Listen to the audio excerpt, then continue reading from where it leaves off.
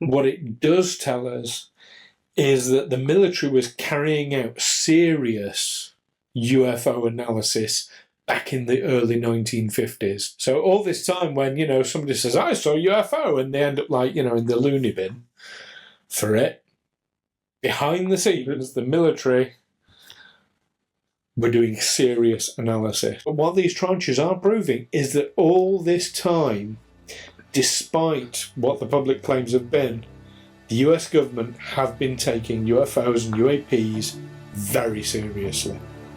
Or some department somewhere has said, we need to keep a note of all these things. Well, that's the thing. We're seeing we're seeing lights in the sky, objects in the sky, and we don't know what they are. We can only make suppositions. People have been seeing lights in the sky for millennia, and they will attribute it to whatever they happen to believe in at the time. So the parts that would have been fairies or angels. There are even people, evangelicals in the United States, now maybe some of our listeners are aware of some personally, who are saying these are demons from hell, because that's what they believe. And are we doing the same thing, saying it's UFOs because that's what we believe?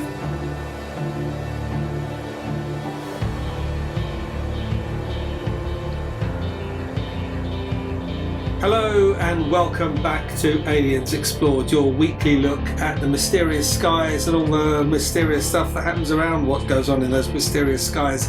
I'm one of your hosts, Neil Kelly. And I'm your other host, Stu Jackson. Neil, it is great to have you back. It's great to be back indoors. You've been missed, so yeah.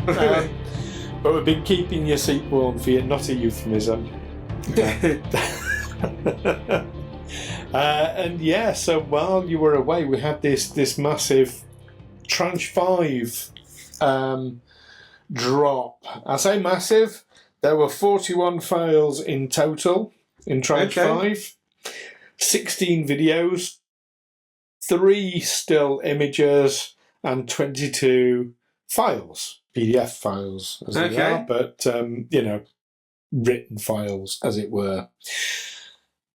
I want us, right off the bat, to address the images, first of all, those 3 images, because I think this will be a very quick and easy part of the tranche to deal with.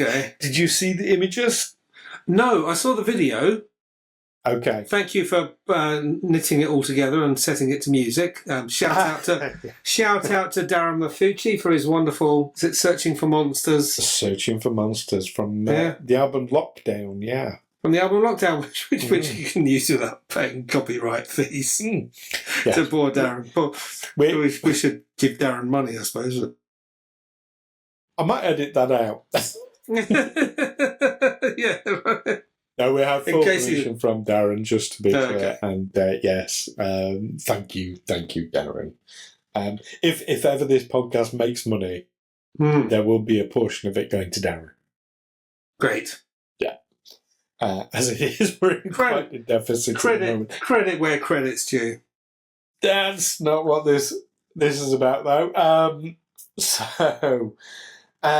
These 3 images. So the 3 images, I will pop them on the screen for the viewers, but all 3 of them are artists' impressions. Okay. Which is, I'm going to say, utterly useless. Are these presumably the artists did not? They're not giving an impression of what they saw themselves, but as it was described to them.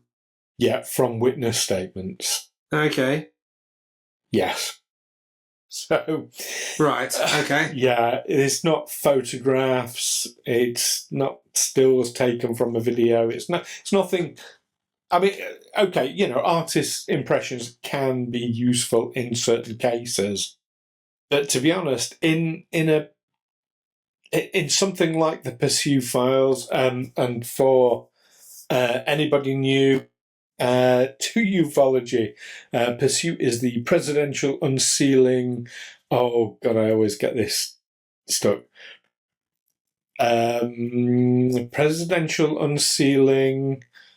No, I've forgotten. Residual. Something? Not residual. It's something UAP. Anyway, I'll put it on screen. Okay.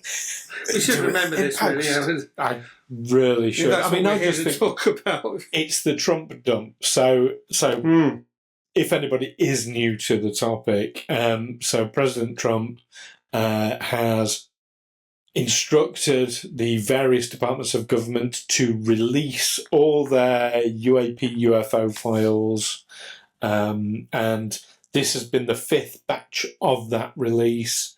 I mean, I don't think we're getting all of it. I don't think we're going to get all of it, but we're getting some things. I mean, are we seeing anything?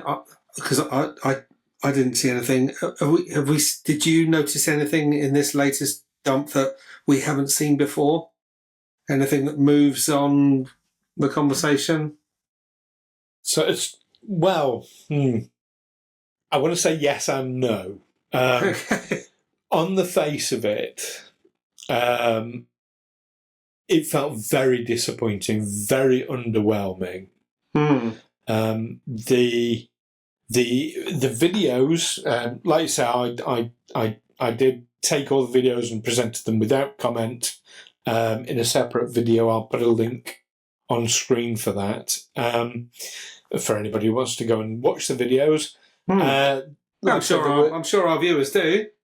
You want to see what absolutely. There were 16 videos in total. They were interesting, but nothing I could get excited about. Nothing we haven't seen before. Nothing we haven't seen before. We might not have seen those specific videos before, but yeah, it's we saw objects flitting about a screen in a forward-looking infrared FLIR sensor. We saw orbs flying over somewhere in the Middle East. We saw objects moving in and out of the water in the Pacific Ocean. I mean, that's about it, really. Objects or possibly lights, insubstantial objects that don't make a splash. Well, no, and that's quite interesting in of itself. But we have seen that before in other videos, so there was nothing new in that regard. But the fact that we've seen it, I mean, you're saying lights, to see a dot of light moving above the water and then into the water that the camera, or the sensor rather, is following. And bear in mind, most of these are heat detection systems, so it only shows if something is hot or cold. So it sees something moving. So I think we can reasonably rule out light. A dot of light doesn't hover above the above a town, or or above the ocean and then go into it. So, like a laser pointer won't make a splash when you point it at water. It won't, but if you put a laser pointer across the ocean, it's going to move up and down with the waves, whereas this is moving in a perfectly straight line. Yeah. Do you think you've seen anything more compelling than, was it 2017, the Tic Tac video? The Tic Tac was a great video. Is that the high watermark that we never?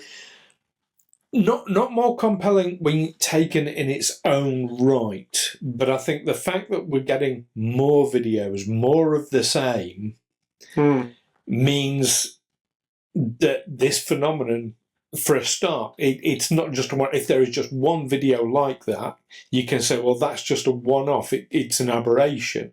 But if we're getting multiple videos, if we get to the point whereby we've got dozens, even hundreds of these videos, all showing the same remarkable attributes, then that further legitimizes the phenomenon. Does it though? I mean, we're seeing something, we're seeing lights in the sky, objects in the sky, and we don't know what they are. We can only make suppositions. I mean, people have been seeing lights in the sky for millennia, and they will attribute it to whatever they happen to believe in at the time. So the past would have been fairies or angels. I mean, there are even people, evangelicals in the United States now, maybe some of our listeners are aware of some personally, who are saying these are demons from hell. Because that's what they believe. And are we doing the same thing, saying it's UFOs because that's what we believe? Well, when I say it legitimizes a phenomenon, I don't mean, it explains it. What I mean is it's further evidence that there is an actual phenomenon that exists. Yeah. It's not just a random camera artifact or light bouncing off Venus or, But that's why the term UFO has been discarded in favour of the more broad, unidentified, anomalous phenomenon. Yeah. Yeah. It's not. We're not saying this is an object of any kind. That's it. It's a more accurate term because, flying object in particular, that's a very specific explanation for what this is. And we don't, as the general public, as yet, have that evidence to support that. But UAP, it's definitely there. Yeah, it definitely qualifies as UAP. I mean, should we just say as UAP rather than as it's not a UAP, it's phenomena, isn't it? It's plural. It's some more UAP. Yes, but it could be multiple phenomenon. There was also some what looked like daytime footage showing some kind of object in the sky. I mean, why is the footage always such poor quality? I've seen better quality footage from the Battle of Britain, in old World War II documentaries. Why can't they just get a clear image? So I'm going to address both those points simultaneously. We don't know it was daytime. It appears daytime because what we're looking at is not camera footage. Okay. We're looking at sensor data. Now, and the most common one that we're seeing is FLIR, forward-looking infrared. So what this sensor system does is it looks at something and it only shows if something is hot or cold, and it shows the variation between the two. Now, sometimes black is cold and white is hot. Sometimes it's the other way round. White is cold and black is hot, which is where getting some of the metadata along with these videos would be incredibly useful. Because if you see a white object moving through the sky, we can usually work out by looking at the landscape and surmising, water's likely to be colder than land. So if it flows over water and the water's darker, then black is cold. But that's a supposition. It's not actual proof. But it's a reasonable one, but yeah. But there was one clip of what looked like an object sort of staying still in the sky. It was a sort of like a cylindrical shape. Oh, was that the FBI one? I think so, yeah. And they said it was they gave its dimensions. They said it was about a metre high? It's quite small. Right. I'd need to revisit that footage specifically. Yeah. But again, it was very grainy quality, and that's not just sensor data. That's just very poor quality. Yes. Camera. Yes, it is. Yeah. And so with footage like that object might be a tiny, tiny, tiny, tiny speck on, a phone, for example. What they've done, they've zoomed in massively. Now, you and I, we use our phones to record things all the time, particularly self-tapes. But if you said, oh, hang on, is my... are the hairs on my moustache, are they straight in that shot? And you zoomed it in massively, it'd be pixelated if you zoom in enough. So that's why you're getting this effect. Is it is a tiny object in the distance when it's recorded on the phone, but it's been zoomed in and blown up so that we can better see it. All very mysterious. Does that help explain what it's? Because I also want to address one of the videos. It looks like it was shot on a phone, looking at the screen in wherever it was that they were seeing the information. Surely sensors, like military sensors, have the capability to record the images as they're going. You don't need to get your phone out and read, and video rather. While you're trying to fly your F-35. Hang on a sec, I put the joystick between my knees while I get the camera out. Yeah. I mean, I get the impression this was in an office.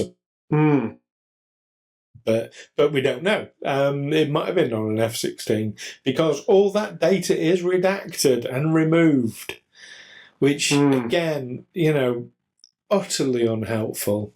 I get the need, to protect national security, to, not give information about how advanced the technology being used is. I understand that, but they don't need to redact every single piece of information. And they are doing. And that's, annoying. So, yeah, the videos, unimpressed. But it does further, it further legitimizes and normalizes the whole phenomenon. Yeah, people go, I mean, what's going to happen when they release Tranche 6? We'll just say, oh my God, not another one. Okay, I'll skim through it, see if there's anything I haven't seen before. Lights in the sky, blurry objects. And when people start doing that, that's when they'll start slipping the more interesting stuff in. Do you think that? Do you think they've got more interesting stuff? Oh, they have way more interesting stuff than this. Absolutely, 100%. Well, I know David Grush says so, but because he's seen it, but he can't. But he can tell us about it, but he can't show it.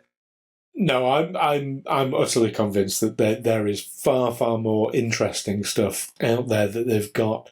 I mean, the fact that they've got the unredacted videos, with the date on it, that in itself is more interesting. So why is it being released in these tranches? Is it because they have to go through every little bit of it and take out anything that they don't want to really reveal and until they're just there? And I guess there's an approval process as well, because there's probably someone quite high up saying, yeah, that can go out. So, no, send that one back. It's got some information. It's got some metadata on it. 100%. That's exactly what is happening. And also, if you take them on face value, they are digging through their historical files to find things. Surely they would have stuff dating from the dawn of the UFO age, in the 1940s, where obviously it wouldn't be sensor data. It would just be cameras. Well, we don't have camera footage from them, but we do have reports. And I'm glad you mentioned that, because that brings us very, very nicely onto the files. And there were some very, very interesting files. The first one I want to mention is DOW UAP D100. It says from the Department of War. This is a report from Project Sign, so 1947 to 1948. I think it's the most historically important part of this release. It was very, very early in the UFO era. I think the report sort of goes from the back end of 1947. Now, interestingly, there was something else that happened in 1947. Well, was that the Roswell crash? Yeah, I was going to say, I think the camera's just cutting off the headline. Yeah, Roswell crash. That was in July of 1947. Or June? No, July. Anyway. So Project Sign comes in at the end of that year. It was basically established, end of 1947. In this report, so this is a 250-page report. I am not going to go through it page by page. It is there for our viewers to look at. But if one of our viewers wants to go through it page by page, then we'd be very interested to hear what you think about it. I've looked through it page by page. I'm just not going to go through it now. So there are about 180 incidents studied in this. There is a really striking statement from 1948, and I'm going to quote this directly. The conclusion appears inescapable that some type of flying object has been observed. Some type of flying object. Inescapable. That was Project Sign. That was 1948. So the government, back nearly 80 years ago, recognised that there is a legitimate, craft that they were seeing. But with no pictures or footage of it, just an eyewitness account. Multiple eyewitness accounts, yeah.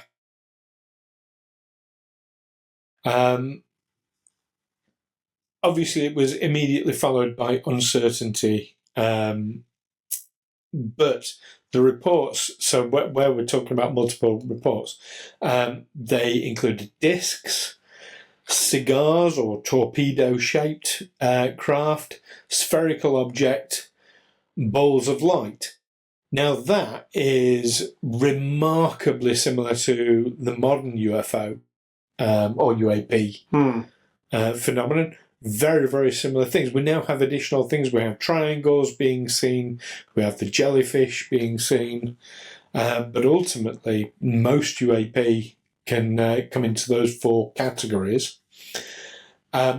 Investigators did look at balloons, astronomical phenomena, aircraft. They considered whether people were hallucinating or trying to hoax. They considered if this was foreign technology. And they couldn't come to an answer for a lot of these things. And some of it was explained, as will be the case. If we see a light in the sky, you and I out walking one night, there is a very good chance that is not an unknown object. No. Because we can't identify it, it could be a satellite, it could be a star, it could be an aircraft. An aircraft, yeah. Yeah. There are a lot of things that it could be. And most cases, quite rightly, get explained as something mundane. But it's the ones that can't be explained. And this is where we come back to the whole Pursue files. For me, what makes it so interesting, like I said, 41 pieces of evidence in this latest tranche.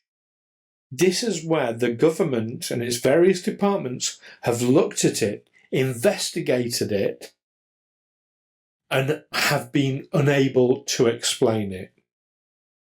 Now, you'd think, if it was something obvious like say, a laser pointer, you'd think that would be readily explainable. Now, I'm not saying all of these aren't explainable. Some of them will be mundane things, but there's enough that means there's a lot of things that are not mundane. Isn't there also the possibility that these could be completely natural phenomena that we just don't understand yet? there's stuff. No, I mean maybe there are scientists looking at it, but is there some phenomenon that causes lights in? I mean, there wasn't a report about we've mentioned it before about quartz becoming compressed deep underground causes lights in the sky, and that apparently there were lights in the sky just before the Boxing Day tsunami in 2005 in was it the Indian Ocean, the Southern Ocean? Yeah. Anyway, yeah, and of course that led to speculation that actually it was a UFO that had come to.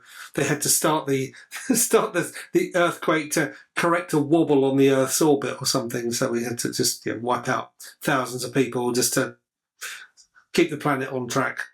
There were a number of theories around at the time. I remember, some people thought it was there were time travelers coming to look at this historical event ahead of time. But yes, quartz under pressure, from what we understand, produces these balls of light. And do they know why? And they say, okay, we put quartz is under pressure on the ground. There's a tectonic plate shifting or something. There's quartz there. There's lights in the sky, but do they understand the actual? That's because this happens, which causes this, which causes this, which causes, and then you've got lights in the sky. The mechanics of it. I would be surprised. That's okay. Yeah, the mechanics of it. To be a very short podcast, if we just got all monosyllabic. I would be very surprised if there isn't somebody who can explain it. I can't. I'm unable to explain it. But we're in the realm of we're in the realm of geology rather than. Geologists and physicists say it's a thing, so I'm happy to accept that. And what else is something that is just a thing? But that said, one of the things that never ceases to amaze me is how we don't understand we understand how gravity works. We don't understand why. We don't understand what causes the force of gravity. Well, Albert Einstein overturned Newtonian physics, didn't he? Newtonian physics says it's a force, which gives you a good working model of gravity. It's you can use that to do stuff. But Albert Einstein said, is it a curve in the space-time continuum or something like that? We get into quantum mechanics and physics and quantum physics and. Yeah. Well, we know it as a force. We know it exists. It's measurable. It's there. Or it creates a force, yeah. The fact that we're sat on chairs and not floating about, means it exists. But physics, as I understand it, is unable to explain the why. So coming back to your question, could this phenomenon be just a natural force that we don't understand? Absolutely, yes. It may be multiple. It may be multiple things. This is one of the things that I often wonder about the whole UFO, UAP thing. Is it might not just be one thing, and I don't sure it's not. Might be aliens from this planet and this planet. It might be. I get caught up quite often. A lot of our regular viewers will know I'm very big on crop circles, and it gets lumped in with the UFO, the UAP topic all the time because a lot of people have theorised that it is caused by UFOs, and certainly ball lightning has been seen in the vicinity of fields where crop circles have later appeared. And that's documented, that's registered. Not to say one causes the other. Absolutely. Or that correlation is not necessarily causation. No, or what causes crop circles also causes ball lightning. Yeah. And like you said about the quartz under pressure, that causes not ball lightning. Well, although it might be. I honestly don't know, but it might be a similar phenomenon. It might be a completely different phenomenon that causes a similar effect. Yeah. Is I wouldn't ball like to lightning say. a real thing, or was it some sort of mariner's tale that sailors on these old wooden sailing ships would talk about this ball of lightning that would fly around the ship, and they'd all have to make sure it didn't hit them? And, No, it's very well documented and observed. okay. Ball lightning. Yeah, and plasma, I think they call it now. Hmm. Although that's getting into the whole UAP topic, because now you have people like David Grush talking about potentially intelligent plasma-based entities, I suppose you would call them, plasmoid intelligence. Okay. What you mean, Wild. unearthly plasmoid intelligence, or Might be earthly. hmm, Might be yeah, earthly. Might not be. Might be interdimensional. Might be. hmm. Could be anything. Because I mean, don't you think it's fair to say that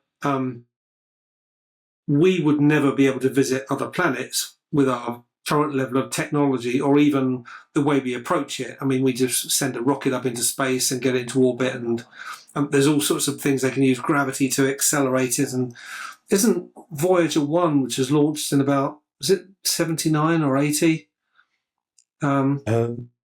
It's travelling at about for some reason the figure 67,000 miles per hour is in my mind.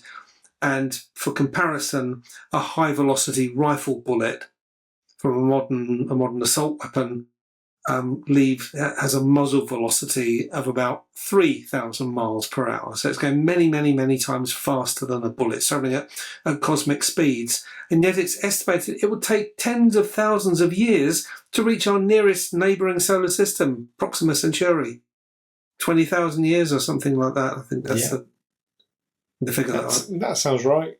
Yeah, I've got to say 6,000-7,000. 6,000-7,000. That's not, they're not, kids aren't allowed to say that in school, aren't they? They're not allowed to say 6-7. But some schools have prohibited it because it's too distracting. Yes. Good luck teaching them to count then. I think they can use the numbers 6, 7. Just Okay. But yeah, I mean, I can't confirm the numbers that you quoting, but yeah, that sounds very similar to things I've heard. Absolutely. Or round up 2/3 as expressed as a decimal. 0.666. Eventually, you're going to have to say 7. 6. Yeah. One thing, just to because of who I am, that I have to pick you up on. It might not be the level of technology that we have; it's the level of technology that is publicly known about. Because if we have reverse engineered, alien craft and interplanetary craft, we might well have the technology to go to these places easily. We might do. I mean, if the United States, being the kind of regime that it is, if it had reverse engineered alien technology, wouldn't its first use be as military technology? It would be a propulsion system for a military jet or a missile, not a commercial airliner or even a space exploration. It wouldn't. Well, we Don't can go go to NASA. The Pentagon wants this. We can go quite a long way down the speculation rabbit hole with this, and it's one of the theories about why the information is kept secret from people like the president, is so that it's not misused. There's this old adage that when I worked in security, and it applies to IT systems, that the more people have access to a system or technology, the more useful it is, the more it benefits people. But also, the less secure it is. The most secure system is one that nobody has access to, or theoretically doesn't exist. That's really secure. So we've got this technology, but we've got to keep it so secret we can't use it or develop it, because that would mean people having to know about it. Well, especially with the amount of energy required for these things. So, getting into sort of 0 point energy, which is basically you're pulling energy out of the air, out of thin air. And the theory is that with 0 point energy, the amount of air in a coffee cup, I'm saying air is a substance, the amount of space in a coffee cup with 0 point energy, if we were able to harness that, you would be able to boil off the oceans of the world entirely. Wow. You can produce that much energy. So oil and gas billionaires might not be too happy about that getting into public hands. Well, unless they invest in it, I imagine a lot of them are thinking about diversifying. Well, the whole point about free energy would be that it's free. I'm sure they'd find a way to make it not free. I mean, that's hardly in the spirit of enterprise and capitalism, is it? Absolutely. Give away stuff for free. Maybe that's what they're working on at the moment. Now, coming back onto this tranche then. So you mentioned about earlier films. One of the files that we got, DOW UAP D098, wasn't an actual film, but it was the analysis of UFO films taken in Utah in 1952 and Montana in 1950. This was a proper, serious technical analysis from the calculations of UAP. From the calculations, they managed to get some extraordinary apparent speeds and accelerations, although the calculations did rest on certain assumptions, so less definitive. But genuine attempts at see if I can say this word correctly. I've made a note of it, so I should be able to. Photogrammetric analysis. Photogrammetric analysis.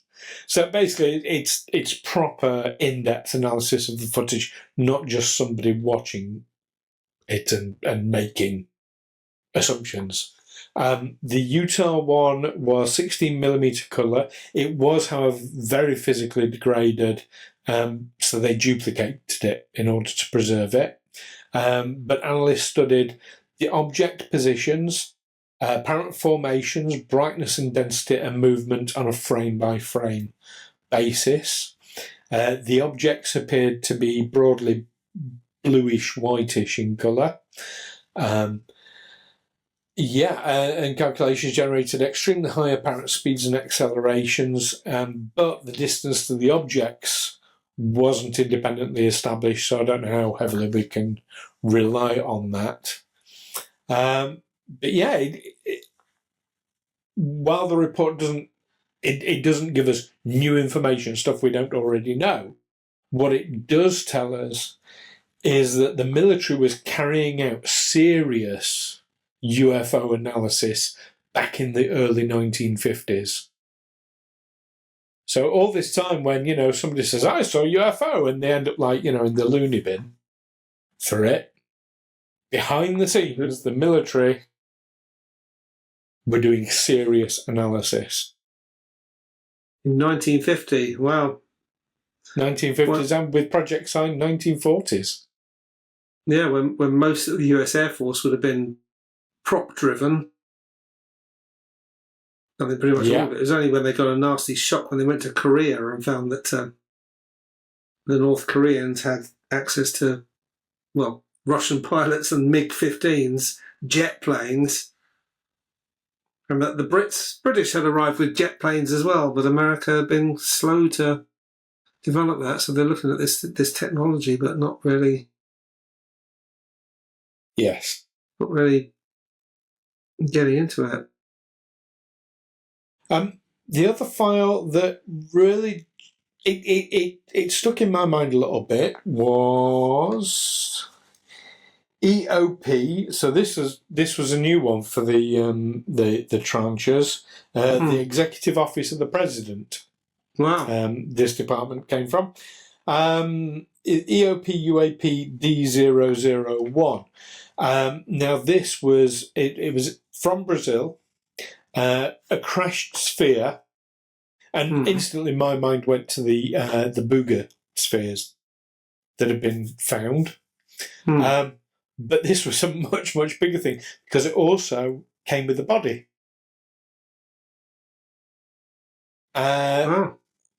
It's a good demonstration of why these things have to be read in context, though, because the one document contains this amazing crashed object story about a sphere that crashes and they find a body inside it. However, when the authorities go out of their way to examine it, this is in 1963, Brazil, in November. The radio report claimed a metallic sphere fell. It excavated a 4-metre hole. They reported that it had thick glass windows, a human body inside wearing heavy clothing, and strange, undecipherable inscriptions, which sounds instantly like your classic UFO style thing. However, say human or humanoid body inside it. They reported a human body, but wearing very heavy clothing, so really hard to tell. However, the kind of heavy clothing you need to put on for space travel. It's cold out in space. Here's where the context really matters, though. The US State Department goes out. They investigate. It appears that nobody had actually seen it. Journalists were rushing around trying to investigate it. This thing that nobody had seen, that the Ministry of Aeronautics denied existed. The US consul's assessment was that this was a completely fabricated story. So it was interesting. It was quite compelling up to then. I know, and that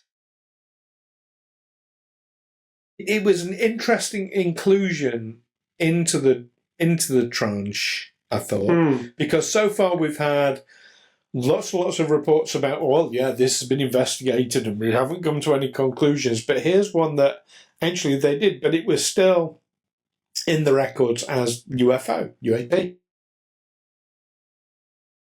Even though it turned out to be nothing. Yeah. Like I say, mundane explanations are a thing. We need to acknowledge that. We need to recognise it. Did they know where the story came from? Were they able to trace it to its origin? I can't remember reading that in it.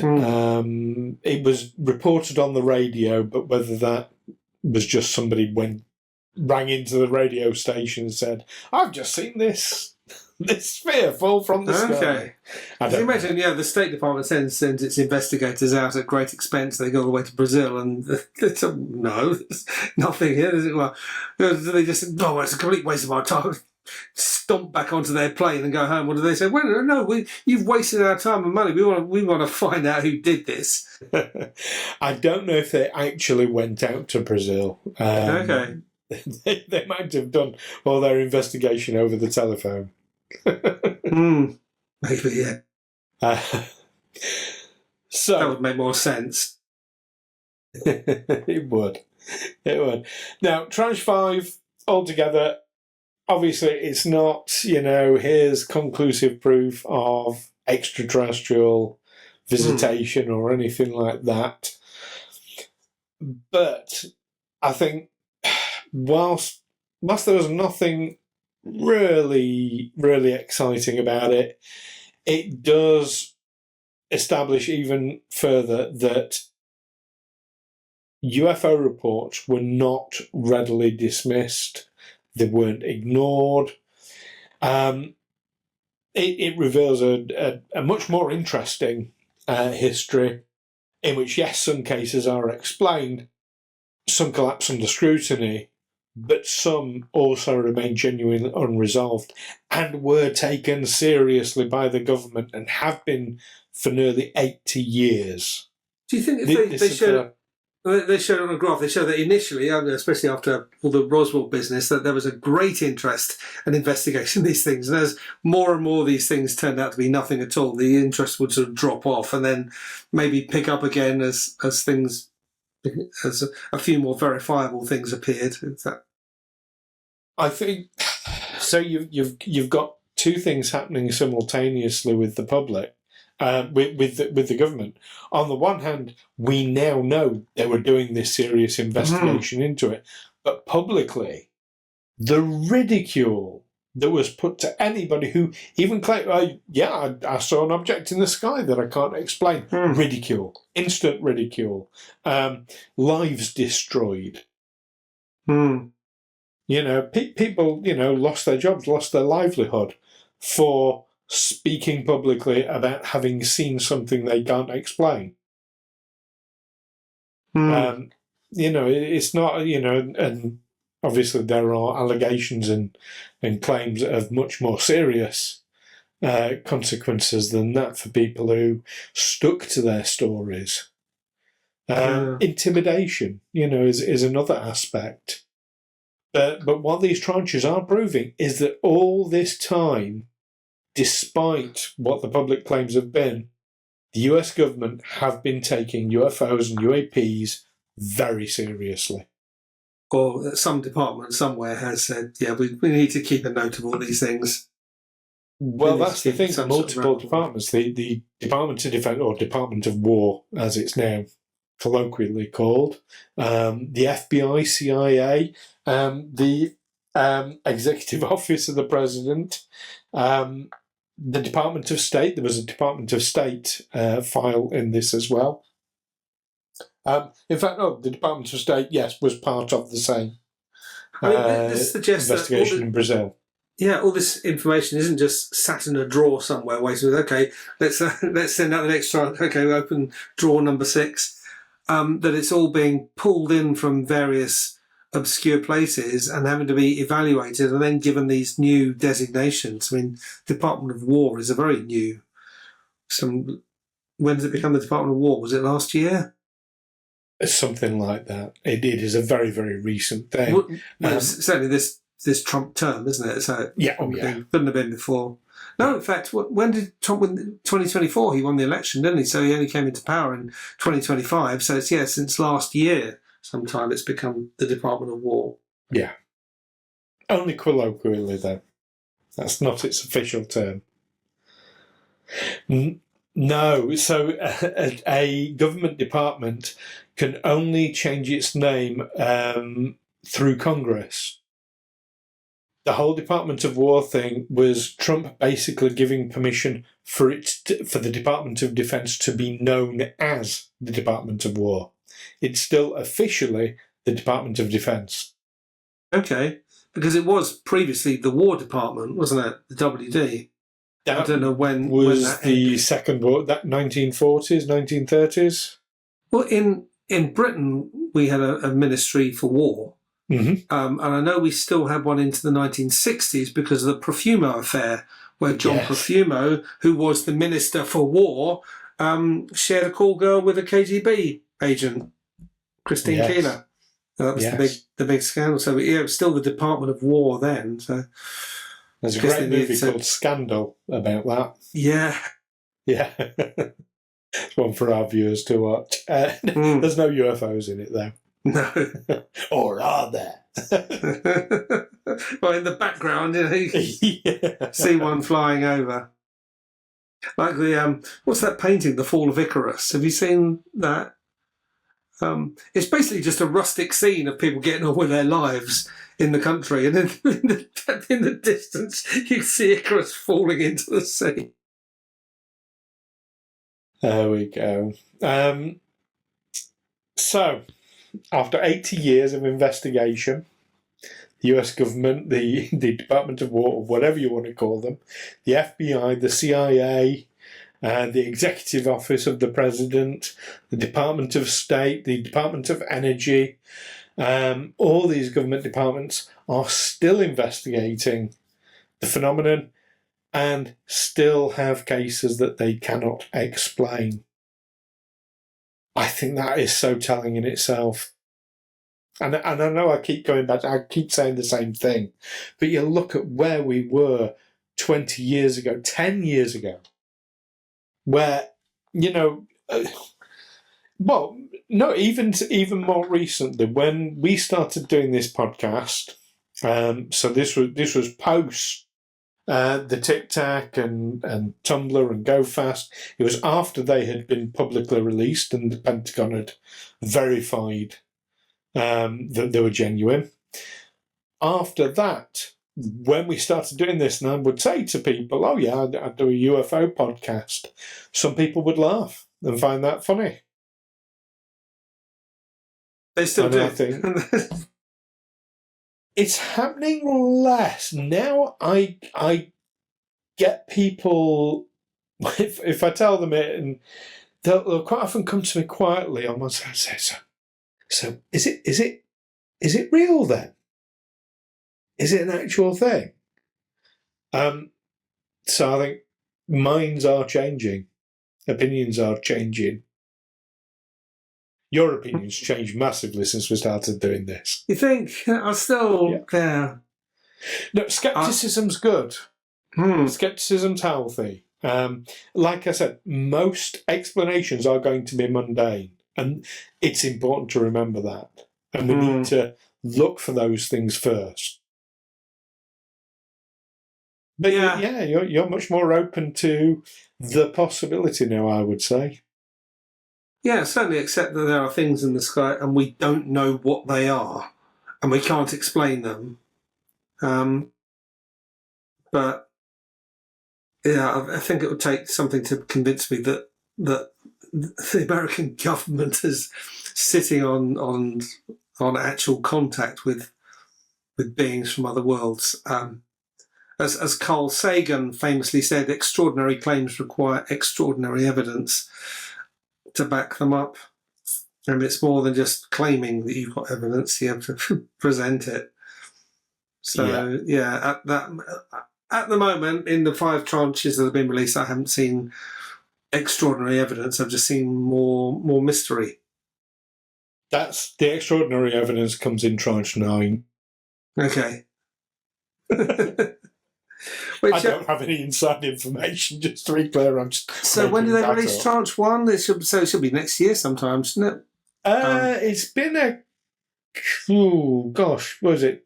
Between 2 and 4 weeks between each one. So, how many months we got left? To back end of the year? If it keeps going, this is the thing. They haven't said, here is a regular schedule that we'll be putting them out. We don't know when they're going to be released. In fact, with Tranche 5, I had just spent a couple of grueling days in London, and I got back really late at night. Like, it was gone 10 o'clock. I'd done like a 15-hour day at that point. My phone starts going absolutely mad saying, Tranche 5's just been released. I'm like, oh, God. I knew I needed to get something out, so that's why there's that video with the without commentary. So yeah, there we go. Right. So, anything else?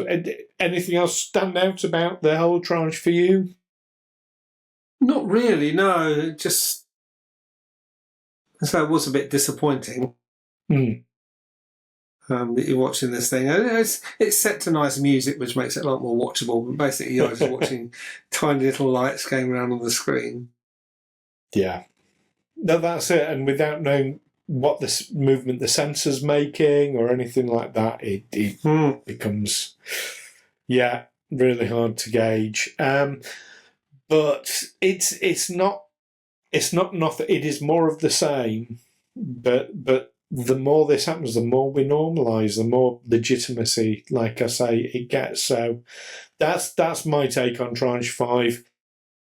Nothing profound, nothing that interesting, but definitely more legitimacy to the whole phenomenon. That's my take. Okay. Right. Certainly if we're getting laughed at less, then that's a shift. I don't know, if they're laughing at us, they're not laughing at other people. So bring it on. Fantastic. Well, yeah. Thank you for joining us. Make sure you give this video a like and subscribe to the channel so you don't miss any future videos. And join us next time when we'll be discussing more weird and wonderful stuff from the whole phenomenon that is ufology or apology? No. What apology? sounds like I'm saying sorry, you know. Anyway, ufology, we'll stick with that for now. Until next time, keep watching the skies. Take care. Catch you later. Bye bye.